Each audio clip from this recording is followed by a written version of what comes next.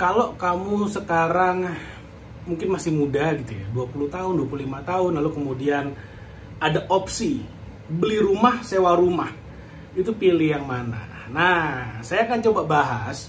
Saya nggak akan bilang mana yang lebih bagus ya dalam video ini ya. Saya nggak akan bilang mana yang lebih bagus, tapi saya akan kasih pertimbangannya. Nah, yang manapun yang kamu pilih, dua-duanya benar. Oke? Dua-duanya benar karena disesuaikan dengan kondisi masing-masing. Kondisi itu nggak cuma kondisi rekening, tapi termasuk juga kondisi misalnya apakah ada tuntutan dari orang tua untuk punya rumah, dari mertua. Nah, itu kan lain cerita itu. Tapi itu kan juga termasuk kondisimu. Nah, tapi dalam video kali ini yang nanti saya akan bahas itu lebih kepada pertimbangan finansialnya, keuangannya, cash flow-nya. Jadi saya nggak akan ngomongin, wah biasanya mertua itu menuntut punya menikah, punya rumah, jadi harus beli rumah. Enggak, jadi pertimbangannya nggak kesana ya nanti ya. Saya akan kasih pertimbangan keuangan. Balik lagi, saya asumsikan kamu ini masih usia 20, 25 atau maksimal 30 tahun. Karena kalau udah lebih dari 30 tahun, mestinya udah lebih mapan. Dan nanti saya juga akan share dalam kondisi apa sih kalau saya akan beli rumah sendiri. Oke, saya akan punya rumah sendiri dibandingkan dengan sewa. Apakah artinya kalau di atas 30 tahun udah boleh punya rumah sendiri? Nanti saya akan jelasin. Jadi pertimbangannya sekali lagi ini adalah finansial. Pertimbangannya finansial, bukan umur, bukan keluarga besar, bukan tentang permertuaan, bukan. Jadi mudah-mudahan apa yang saya share minimal kamu dapat idenya, lalu kemudian kamu ngerti seperti apa sih properti yang bagus untuk dibeli, untuk ditinggalin maksudnya ditempatin atau sabar-sabar dulu sampai kapan. Nah, ini yang saya akan share secara finansial, secara pertimbangan finansial. Oke, langsung aja. Jadi gini, prinsipnya kamu harus paham bahwa di dunia ini, dalam dunia finansial itu ada yang namanya aset dan kewajiban. Oke, ada yang namanya aset, ada yang namanya kewajiban. Aset itu adalah apapun yang kamu beli yang bikin kamu makin kaya. Kewajiban atau bahasa accountingnya liabilitas. Itu adalah apapun yang kamu beli yang akan nyedot uang dari rekening dan dari kantongmu. Contoh liabilitas itu apa sih? Misalnya nih, kamu langganan Netflix, tiap bulan bayar deh. Netflix itu artinya apa? Liabilitas. Lalu kemudian kamu beli mobil, oke? Kamu bayar STNK tiap tahun, bayar pajak. Beli bensin 3 hari sekali, seminggu sekali. Servis 6 bulan sekali. Semua keluarin duit tuh.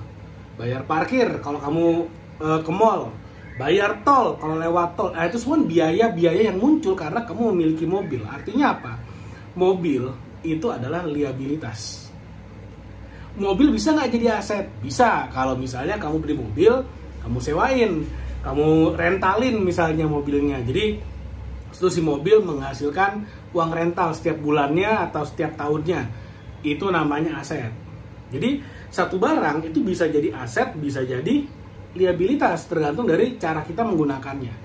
Handphone misalnya, contoh lagi. Aset apa liabilitas? Secara umum handphone adalah liabilitas. Kenapa?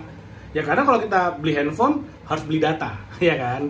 Harus beli data tuh. Dan datanya kan tiap bulan atau tiap minggu tergantung pemakaian. Nah, itu jadi liabilitas.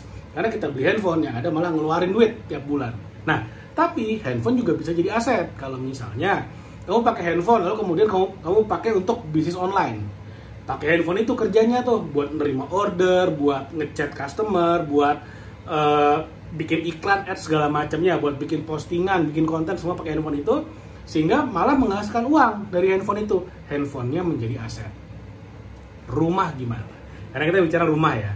Oke, kalau rumah, balik lagi, ada rumah yang bisa jadi aset, ada rumah yang bisa jadi liabilitas.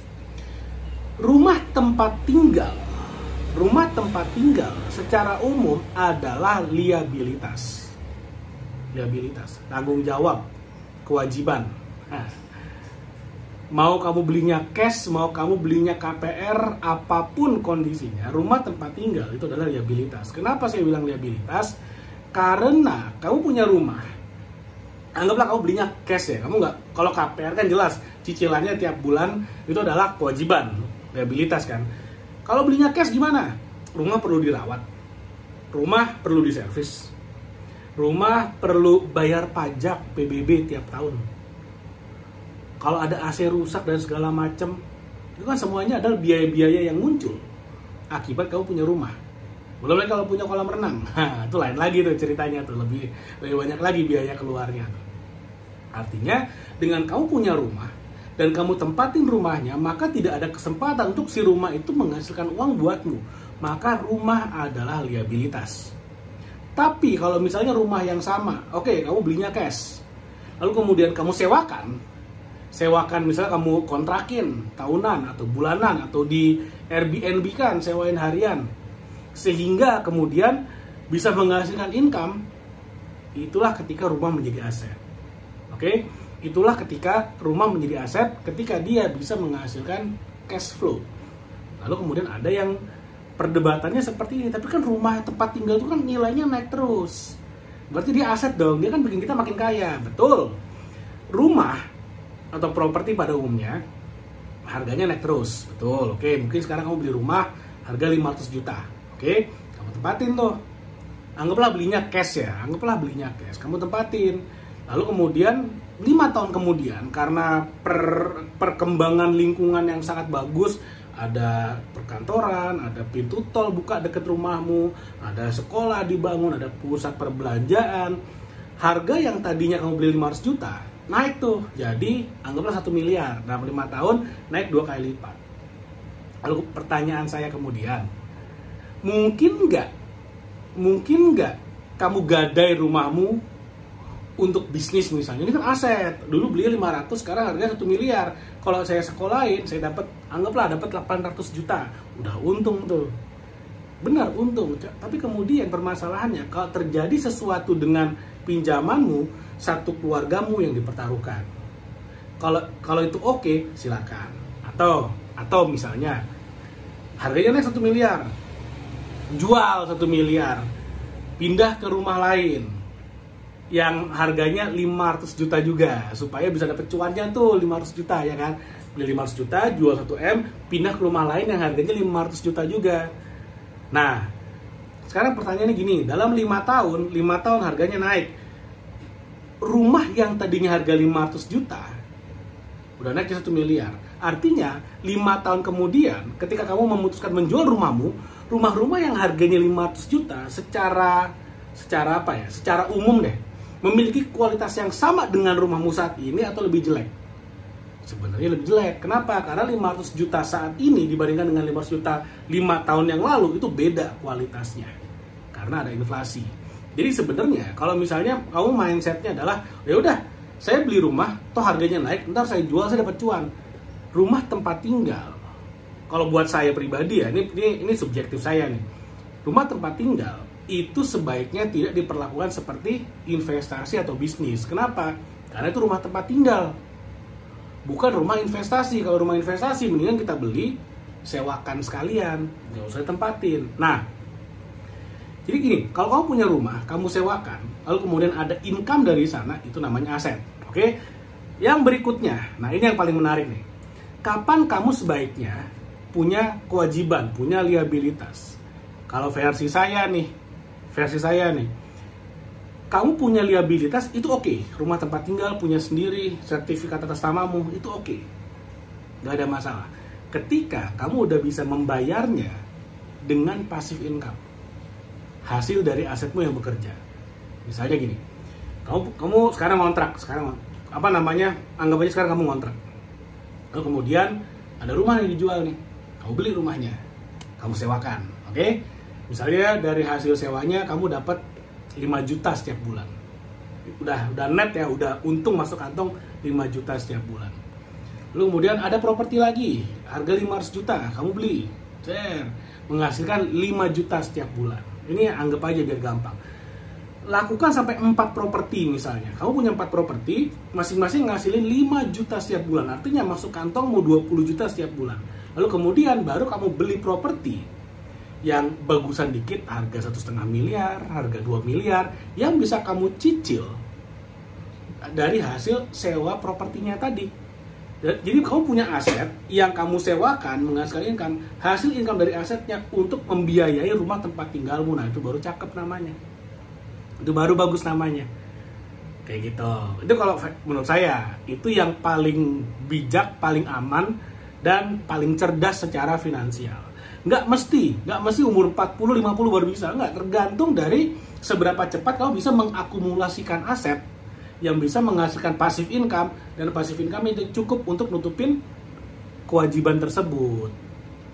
Nah, jadi sebenarnya bukan soal umur berapa kamu bisa punya rumah, bukan, tapi secepat apa kamu bisa punya aset yang menghasilkan passive income sehingga bisa menutupi biaya dari rumah tempat tinggalmu yang sebenarnya itu adalah kewajiban, bukan aset. Nah, itu tuh prinsipnya. Kalau sekarang kamu berpikir gini, wah kalau saya sih yang penting punya rumah, karena rumah itu adalah kebutuhan primer, karena rumah adalah kewajiban setiap orang, karena kalau nggak punya rumah itu seperti tidak pernah bisa pulang. Nah, ya silakan aja, itu kan pertimbangan di luar finansial, itu boleh-boleh aja, sah-sah aja. Nah, saya udah bilang, apapun keputusanmu ya itu benar, karena itu kan sesuai dengan kondisimu sendiri. Kondisi termasuk kondisi tentang pemahaman akan apa itu tempat tinggal. Emang kalau rumah ngontrak artinya nggak bisa pulang? Emang kalau rumah ngontrak kamu mau pulang dilarang masuk? Kan nggak juga. Tapi ada yang bilang ini juga, tapi kalau rumah ngontrak itu mah sama aja, cuman nguntungin yang punya rumah. Emang kalau kamu beli rumah nggak ada yang diuntungin? Ya kalau kamu beli rumah perdana gitu ya yang diuntungin developernya. Kalau kamu beli rumah perdana kemudian nyicil KPR, yang diuntungin bank sama developernya, sama aja. Beli rumah second yang diuntungkan siapa? Yang punya rumah sebelumnya, yang ya sebenarnya sama aja. Jadi kamu mau ngontrak atau apapun ya sebenarnya sama, dalam arti sebetulnya ya sama-sama akan ada yang diuntungkan. Tapi sekarang gini, secara cash flow kamu siap nggak? Apalagi, nah ini sebenarnya yang paling krusial ya, ini yang paling krusial. Kalau kamu beli rumah, ingat ada yang namanya DP. DP anggaplah beli rumah berapa? 500 juta. DP 10%, kamu harus bayar 50 juta di depan. Nah, kamu udah matiin uang 50 juta di depan, lo kemudian bayar cicilan. Nah, di saat yang itu rumah tempat tinggal tidak menghasilkan income.